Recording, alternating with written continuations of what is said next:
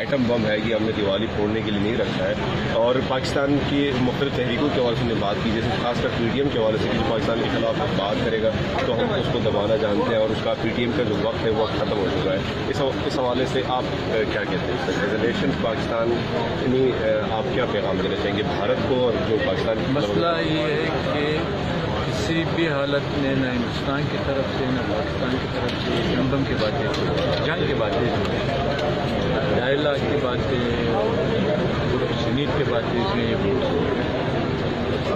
دنیا نے جو ہے اپنے مسائل اس سے بھی بہت بدترین شکل میں ان کے درمیان بعض ممالک کے درمیان جو ہے مسائل تھے، دونوں انسان جنگوں میں جو ہے آلات پوچھ کے پھر بھی ڈائلاگ کے ذریعے دوسرا جو آپ کا سوال ہے کہ پی ٹی ایم کیا ہوا، مسئلہ یہ ہے کہ پی ٹی ایم کا مسئلہ سیاسی ہے۔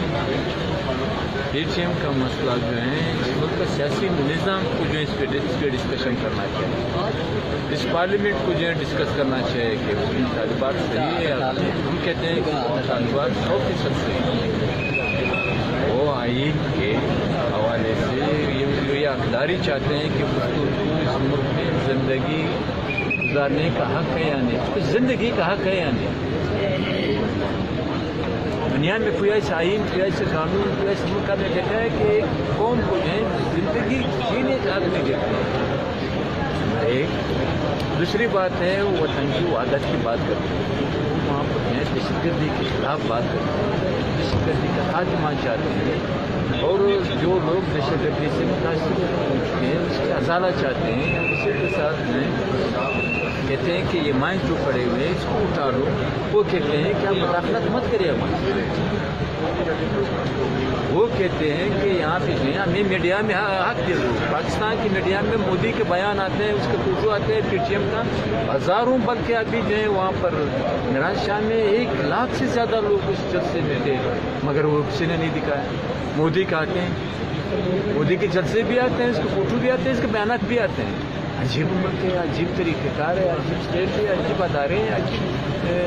اس طریقے سے یہ ملک جو ہے یہ لوگ چلا رہے ہیں اوپر۔ لہذا پی ٹی ایم کا مطالبے اس وقت تک رہے گا، یہ ختم نہیں ہو سکتا ہے، یہ پی ٹی ایم ختم نہیں ہو سکتا ہے۔ کوئی بھی سیاسی تحریک، کوئی بھی سیاسی پارٹی جو ہے کوئی ختم نہیں کر سکتے ہیں جب تک اس کے مسائل کو جو ہے وہ لوگ حل نہ کریں۔ تو پشتون مشکلات میں اس ملک میں جو ہے غلام جیسی زندگی گزار رہے ہیں، پشتون وطن میں مباریاں ہو رہے ہیں، پشتون وطن میں دہشت گردی ہے، 5-6 ہزار لوگ جو ہے لاپتہ ہیں وہاں پر ہیں۔ اب بھی حالت ہے، ابھی آپ دیکھ سنزاوی، تلاسپلا، چمن وغیرہ میں جو کیا حالت ہے وہاں پہ، مسلسل دہشت گردی کے واقعات ہو رہے ہیں، مسلسل دہشت گردی کے واقعات ہو رہے ہیں۔ یہ نہیں چل سکتے ہیں کہ میں بس دھمکی دے دوں کہ بس آپ نے یہ کام چھوڑنا ہے، اپنے یہ کام کرنا ہے۔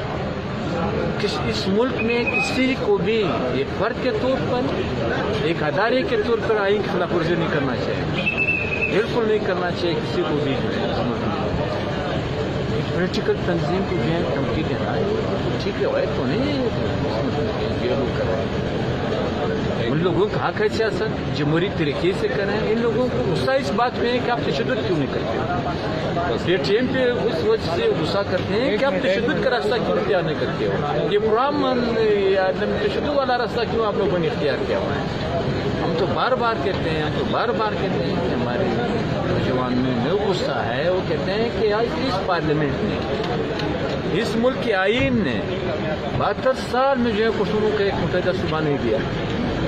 ایک قومی تشخص نہیں دیا، ہمارے وسائل پہ ہمارے اختیار نہیں ہے، ہمیں امن نہیں دیا گیا ہے۔ وہ کیا کریں گے، مطالبہ نہیں کریں گے، جدوجہد نہیں کریں گے، اسٹرگل نہیں کریں گے۔ ان دھمکیوں سے جو ہے انشاءاللہ پی ٹی ایم اور مضبوط ہوگا،